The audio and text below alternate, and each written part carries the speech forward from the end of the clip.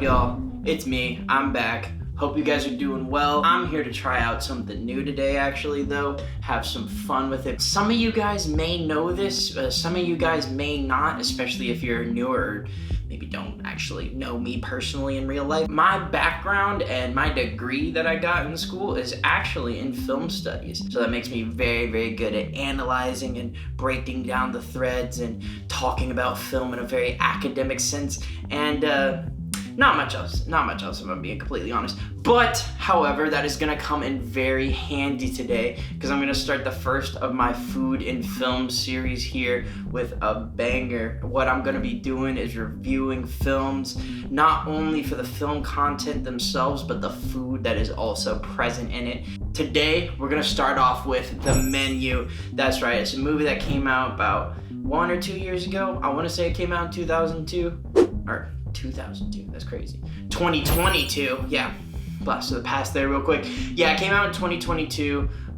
It's got some heavy hitter cast. I remember it was making some waves when it was coming out. And it's a good film. It's got a lot of good parts in it, but it's also got some beautiful, beautiful food. I got some popcorn here with me I'm gonna be snacking on. If you wanna see my recipe for perfect movie theater style popcorn, because I don't think anything beats that except my at-home recipe, go check out my TikTok. I'll show you how to replicate it perfectly for the low. You don't have to pay $9, any crazy amount of fees like that. You can, snack along next time you get your favorite movie.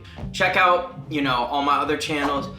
Check out all my socials. We got exclusive content coming out there. Subscribe to the channel. We're gonna have a lot more content like this coming out, so let me know if there's any other films you wanna see me do in the future. But without further ado, we're gonna get right into this thing. Before we go any further, massive spoiler alert. I am going to be going in depth into the film and talking about it, and it's all going to be spoilers, so if you don't want spoilers, stop watching now.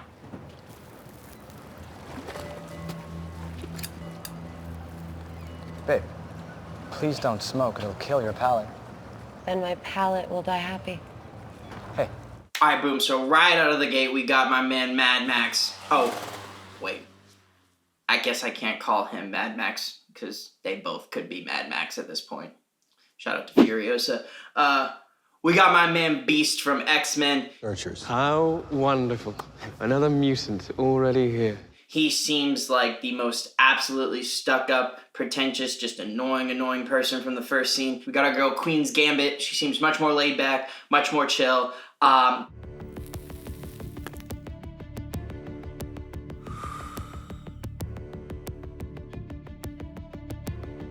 But she should quit smoking. Just gotta say that little PSA. Everybody should quit smoking, including this fictional character. Boom, immediately from the conversation and dialogue we're getting, we're given awkward date material, which only serves to show that this is gonna be an absolute treat for us. And then after they arrive, we start getting some of our other people showing up. Dinner.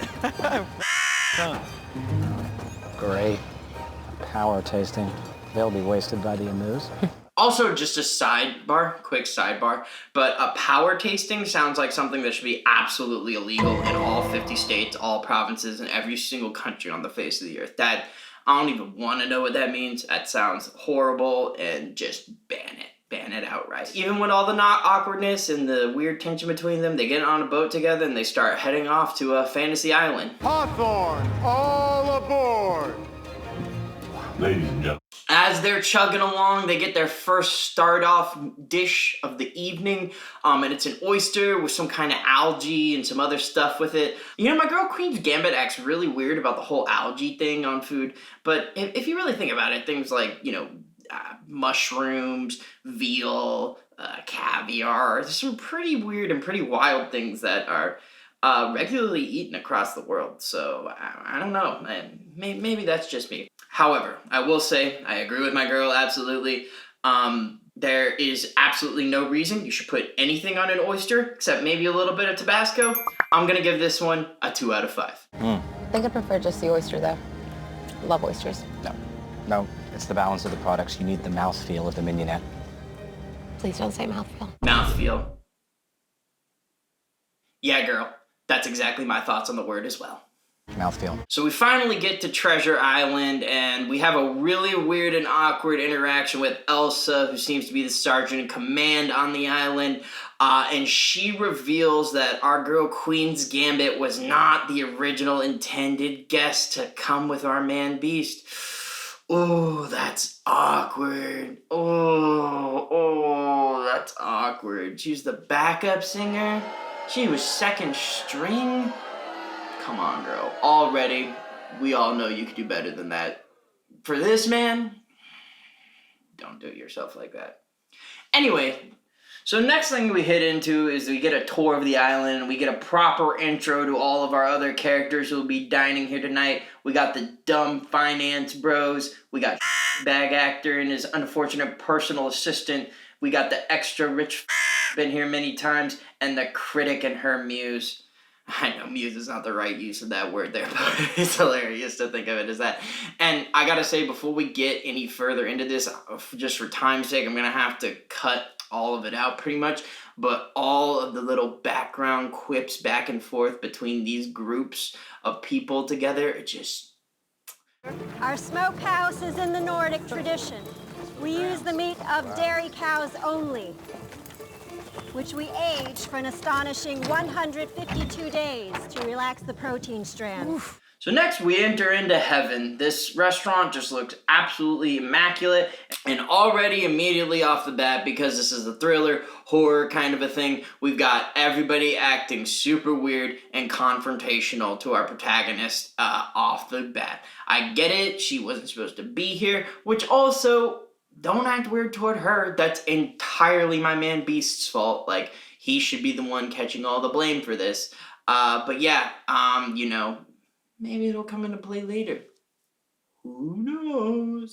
Then we get into the amuse-bouche of the evening, and see, this is exactly the kind of thing that I would want if I were in this scenario. If I'm on rich-ass culinary island, I don't really care if it's even that flavorful. I want something crazy. You gotta wow me. If I'm paying these crazy bills like this, you better have something like snow on my dish, you know? Do something crazy. Like, I'm here to be wowed. So I'm gonna give this one a 4 out of 5 stars. So what is it with this food thing? I don't know. It's like, you know how people idolize, athletes and musicians and painters and stuff? Mm-hmm. Yeah, those people are idiots. What they do, it doesn't matter. They play with inflatable balls and ukuleles and... Yeah, totally does not seem obsessed and perfectly normal and not at all weird or overly fixated kind of a guy to me. No, totally on the up and up. On the edge of the abyss, which is where God works, too. It's the same. That was beautifully put, Tyler. But also, seems like Queen's Gambit may be rocking with him. She kind of, maybe there is some chemistry here. I'm just gonna go ahead and say this. I don't want to get into it because I am going with chronological order, but the way that she acts in the scene and some of the beginning scenes in this movie with what ends up being the truth toward the end, I am just flabbergasted. I get it, they don't want to, play their cards or keep them close to the chest, but yeah, it's pretty incredible. And we've got our first course. So, we've got our Chef Voldemort, and he finally introduces himself, and we get a glimpse into the man, the myth, the legend of this. Over the next few hours, you will ingest fat, salt, sugar, protein, bacteria, fungi, various plants and animals, and at times entire ecosystems. And also, he immediately proved my point about all food kinda sounding gross if you boil it down to the basics. And yeah, he gives this whole spiel about the island and the connectivity and all that kind of stuff, which I am very passionate about this. I do believe we should be more connected to the food that we get. It's the only way we can ensure that we have quality ingredients, and it's overall just to be a good thing to be connected to the earth that we live on and have passion for it. However, a rock with some greenery on it, I could have picked that up on the way in and eaten that myself. That's not cutting it on Rich Ass Culinary Island. I'm giving this one a 1 out of 5 stars. But I have to beg of you one thing. It's just one. Do not eat And of course, our first course comes with a sick little parable along with it, which, by the way, come on, why do we have to do this? Eating is my favorite part of food. Like, that's when the magic really happens. But I get it. Metaphors. You know, the nicest restaurant in my hometown You don't is think ours. Chef's mad at me, right? For the scallop thing? You don't have to call him Chef, Tyler. I'm pretty sure he doesn't even know about your existence. I kind of want him to. Like you? So Princess Peach here is trying desperately to get to know Jack the Giant Slayer on a more personal level. However, as you could have imagined, he absolutely tweaks about Voldemort not liking him. Second course. Now, I'm not even going to spend that much time on this. I get it. This whole thing is a performance. Again, this whole thing is all for show to make these people eat all of their words and all of that good stuff. But breadless bread, I would have been pissed.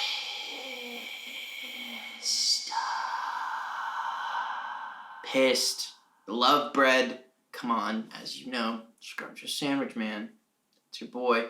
But yeah, I would have been pissed. This course is getting a 0 out of 5 for me. You haven't touched your food. There is no food. No, this is food. Yeah, totally normal and not creepy at all. Yeah, should just move right on from that. So we move on to the third course, and it turns out the emotional support catatonic person that Ims has over in the corner is his mother. And he proceeds to absolutely emotionally unload upon us and gives his whole traumatic backstory. My father came home quite drunk, really drunk, also not unusual. My mother grew angry and screamed at him, at which point he proceeded to wrap a telephone cord around her neck and pull it tight. I wept. I screamed and begged him to stop. To make him stop, I finally had to stab him in the thigh with kitchen scissors. Maybe this is just me, but I don't fully get the whole inclusion of the mother in here. I get it, it's supposed to set up a traumatic backstory, maybe give a little bit more explanation into why he's so unhinged and ends up acting and doing the things he does later in the movie. But it just doesn't fully pay off for me. Maybe I'm missing something. Y'all let me know in the comments if you got any better reasons or maybe some pieces to the puzzle that I missed about the inclusion of the mother here. But it just didn't really feel like it panned out super well for me, other than, just kind of forcing his backstory and maybe giving us a little bit more sympathy for him. But I feel like even without it, it still could have been achieved. But I don't know, that's just me. But anyway, he absolutely knocks it out of the park with an upscale Taco Tuesday coming fresh out of that red hot trauma. And it is even better when the tacos actually show everyone's sins burned onto the back of them. We get a little bit further in the backstory and things are starting to get creepy here. I'm gonna give this course a 4 out of 5. I have to. Well, I'll tell you how you make it right. You send this back. Excuse me. Excuse me, sir. Margot. Hi. Margot. Did you just snap at me? Do you know how long I've been trying to get a reservation here? You don't. No, and I don't really care. Do not send back to this kitchen. This is absolutely crazy to me. My girl Queen's Gambit tries to stand up for my man and actually, put her foot down and be like, hey, you can't be treating us like this, like we're the customers, But, my man just weenie huts out of it. Like, did you even want, why have a date here at this point? Like he should have just come by himself and probably would have been a more enjoyable experience than having this woman here with him, but just dragging her feet along at every moment. But for her part, she's really trying. You gotta give her that. What did you just call me? I called you a child. You're acting like it. Tyler, you need to apologize to me right now. You cannot speak to me that way. Actually, I can, because ding dong, I'm the one who's paying, so maybe shut up and... Yeah, my man's skins is looking like a real weenie hut junior right now. How can I assist you? Just looking for the ladies' room. Right this way. So, of course, our girl Queen's Gambit has to go burn off some steam. She goes to the bathroom to burn a heater, but Schindler's List walks in and cracks down on that. That is a no-go in the restaurant. You shouldn't be here tonight. Please get the out of my way.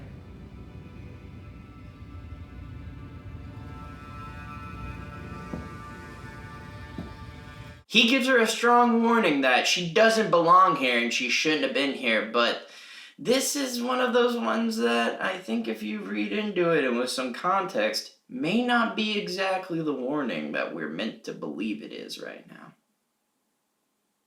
We'll have to see. Alright, now we're on to course number 4, and Voldemort starts out by naming it the mess and absolutely roasting his head chef into oblivion. And then, unfortunately, the head chef lives up to the name and makes a mess by violently unaliving himself. Now, this is the point of no return in the story. Things have officially gone from just slightly uncomfortable to straight up problems. We are now into the next phase, and it's about to only heat up from here. But I will say, this is the best looking plate of food so far. The mess looks spectacular. And I would absolutely bash. Mess is gonna get a 5 out of 5 from me.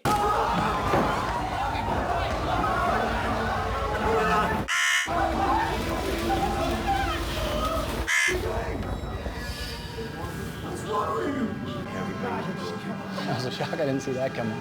At this point, everybody is sufficiently on edge, though. We've got our first body, we got a man down, and everybody is acting very weird.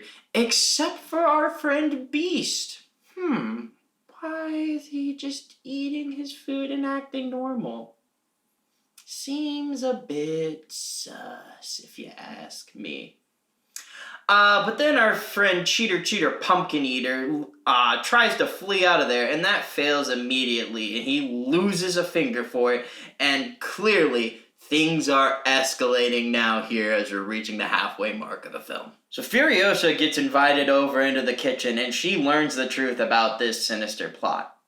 Her only choice is how she wants to be written down in the history books. The question is, do you want to die with those who give or with those who take?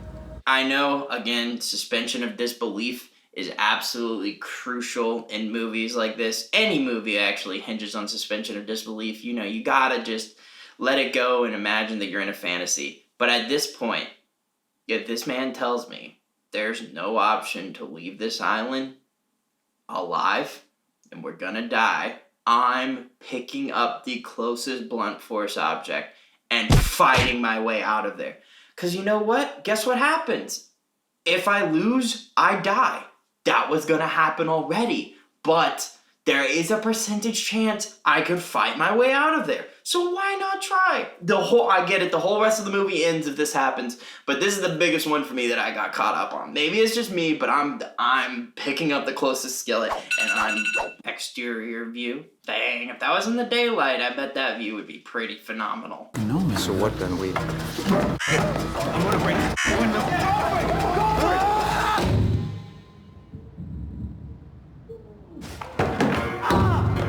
He tries to break the window with the chair. And unfortunately, brute force will not be the way they're gonna escape out of this. But again, should have taken the chair to the people, started beating them, not the window. I don't know, again, that's just me. We next then move on to the palate cleanser tea. And honestly, this seems like just pretty regular tea with some like hibiscus or some shit thrown in it. I'm giving it a 1 out of 5. But we learn that the beef is deeper here, and that Hades really has personal vendettas against each of the people, with the trump card being Mr. Moneybags strung up outside.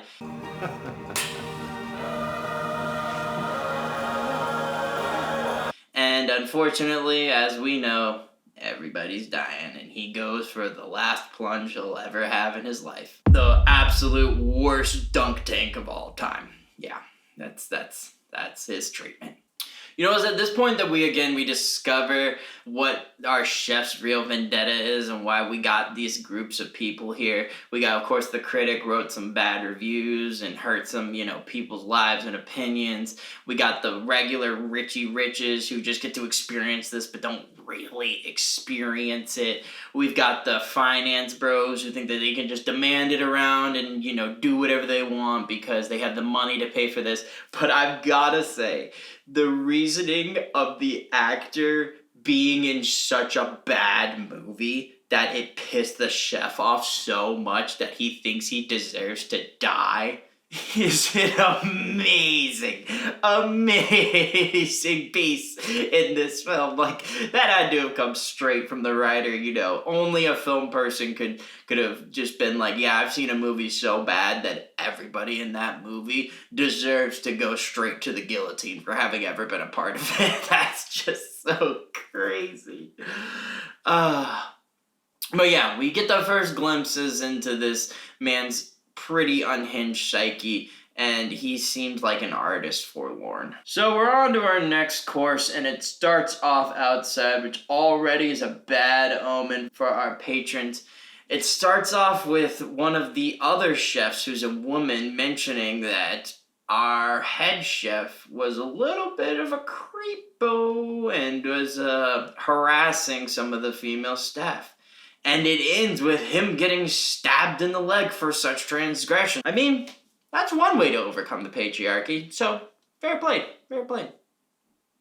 At this point, all of the men get a chance to escape the island while the women dine alone on the next course. And I can tell you this right now, I would have taken Man's Folly over the Hunger Games cosplay absolutely any day of the week. I'm giving this course a 3.5 out of 5 stars, but unfortunately, dying is still very much so on the menu for tonight. So one by one, all the men are wrangled up and taken back to the house, all while Furiosa confronts who she really is. She was actually a sex worker who was hired by Beast from X-Men to come here on a date. I guess you can't even call it a date, really. It's just a weird kind of like co-partner thing. Again, I brought it up earlier. I don't really know why he needed to have a date. But that's aside the point. It's also now that we come to realize that it was her little picture that was actually on the tortilla we saw earlier from Taco Tuesday. That's right. She was also the sex worker who Mr. Lieberman cheated on Miss Lieberman with. Money really can't buy happiness, it seems, these days. Damn shame. Damn shame. But it's all water under the bridge as the men finally come back into here. But we learned one more crucial piece of the puzzle. What were you told ahead of time? You told me it'd be the greatest menu ever created. Right, and? And that everyone would die. Everyone would die. Voldemort reveals that Slimy Boy actually not only hired a sex worker to come and be a part of this experience, he hired her knowing damn well that everybody there was going to die. Chef told him in not too uncertain terms that everybody was not leaving there alive, which... Triple kill! I mean, she reacts about as well as anybody in that scenario would. One. So you hired her knowing she'd die? Yes.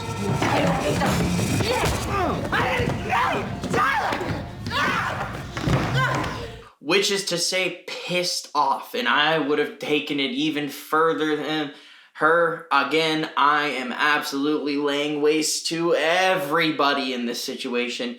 No one catches any slack. No one catches any good grace. I am going bananagrams on everybody. It is about at this time when Skins also gets treated to his dream scenario. Chef mentions the fact that he, has so many opinions and things to say about the culinary world, so why doesn't he just take it upon himself to get in the kitchen and cook something up? And this is a dream come true for him.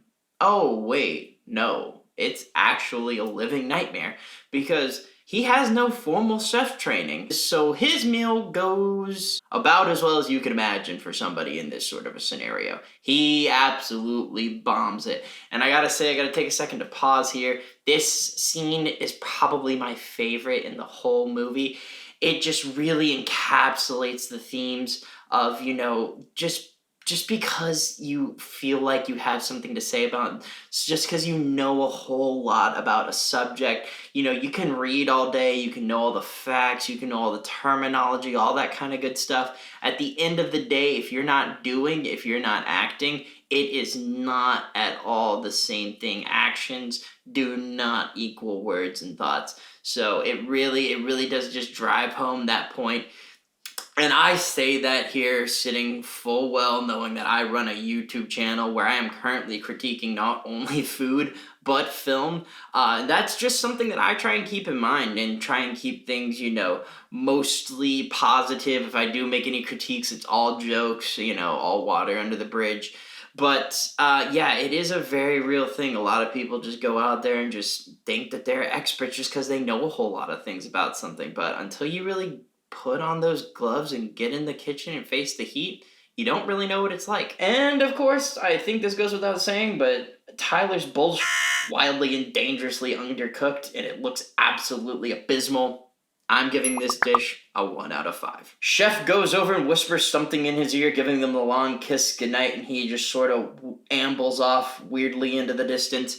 And they did a very smart artistic move that we don't actually get to hear the words that truly finally break our character's psyche. And that's a great choice as it leaves us thinking and imagining what those words could have been. And honestly, any words they put to the paper wouldn't have done it as good a justice as anything that our imaginations can come up with individually. So I think great choice. However, I am going to take my shot at what I think he said. Hey, little scaredy boy. Hey, you little weenie hut junior. Just because you read a lot of Wikipedia articles and watched Chef's Table a bunch doesn't make you a chef. You stupid Now go wander off somewhere and do something with your life instead of just being an internet warrior and being a troll. Yeah, you're a troll. Yep, you're a troll boy. Anya also gets a chance to visit old man MacGuffin's house, and when she wanders on over, it turns out that the smokehouse is also a test kitchen. But for some reason that's not thoroughly explained, Elsa kind of snaps. I guess maybe it's because she's trying to defend the chef's living quarters here and keep her from going into it, just because that's the directive she's been given. But I feel like the chef sent her here with the purposeful mission of her going there and kind of understanding him a bit better. That's at least my take on it, and obviously maybe that message wasn't relayed to her, but it kind of just seems like that little contention and scene was forced a bit just to have another body to add to the kill count. But add a body to the kill count it does. She is dead as a doornail, sent straight to the corner, and Queen's Gambit then sneaks into the chef's living quarters, and we get to see in picturesque form the literal transformation of our chef from a sweet young fry cook who looks absolutely pleased to flip burgers to Gordon Ramsay mixed with Patrick Bateman. He even admits as much himself. But while she was in the smokehouse, she radios in and the Coast Guard shows up. And now it's time for the good guys to save the day. We've got our villains under the gun. They're literally about to be arrested, and we're sending them to the big house. Finally, good triumphs over evil, and let's roll credits and get out of here. It's time to end the movie.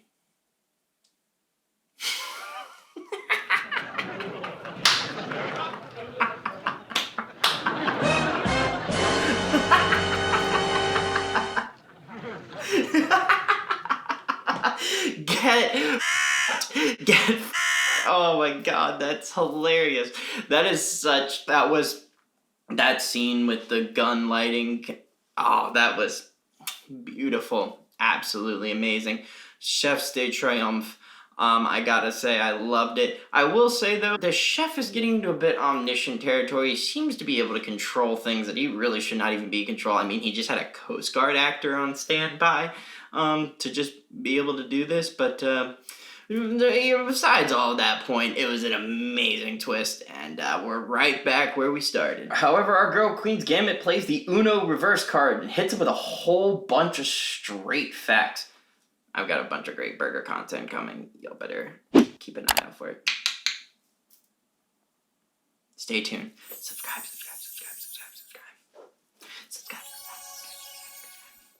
But anyway, she challenges him to go back to his roots in a clear attempt to drag some emotion and caring out of this husk of a man we see before us, and asks just to cook up a nice cheeseburger, with fries on the side.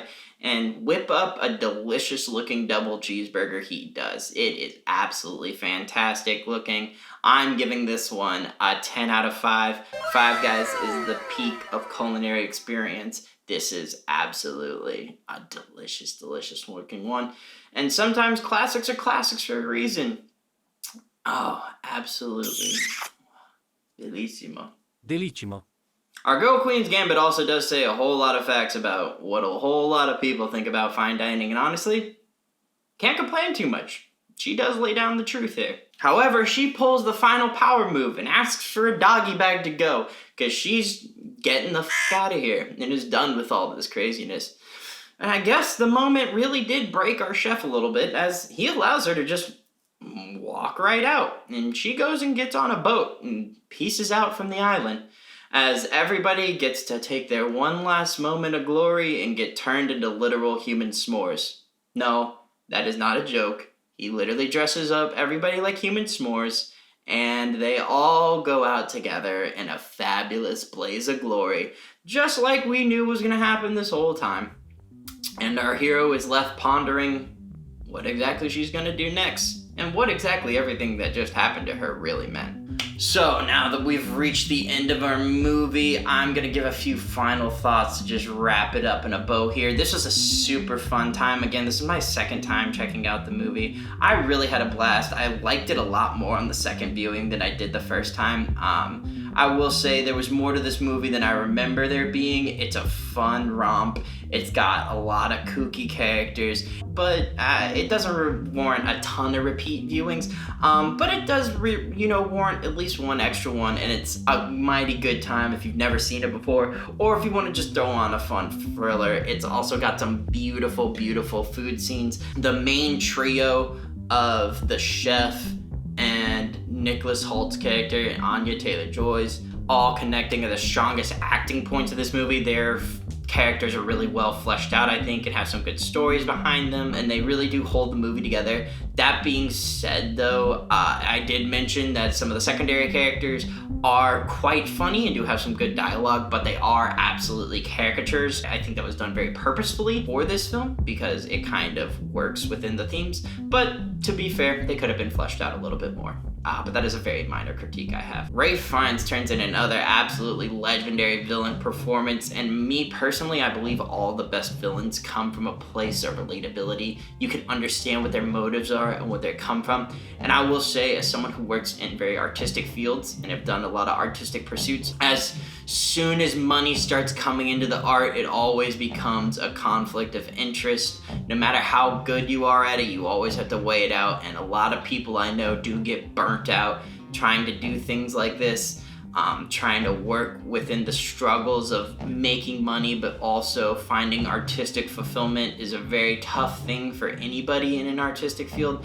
And it's just something that I do believe rings very strongly through here. And he is just the absolute embodiment of what that looks like to the darkest degree. And he turns in a great performance. So gotta say, props to my man. You are a living legend.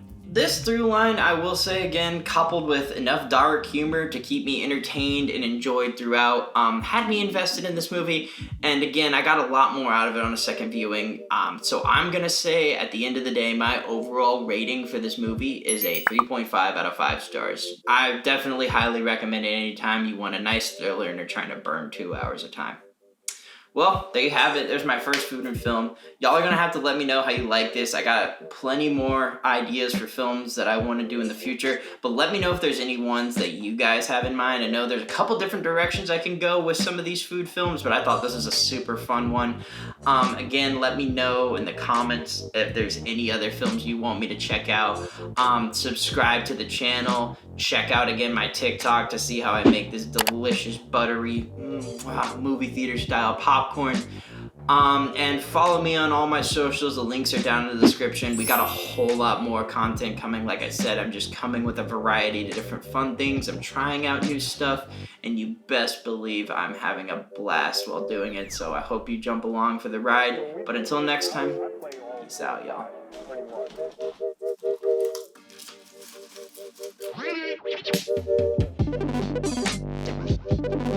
Thank you.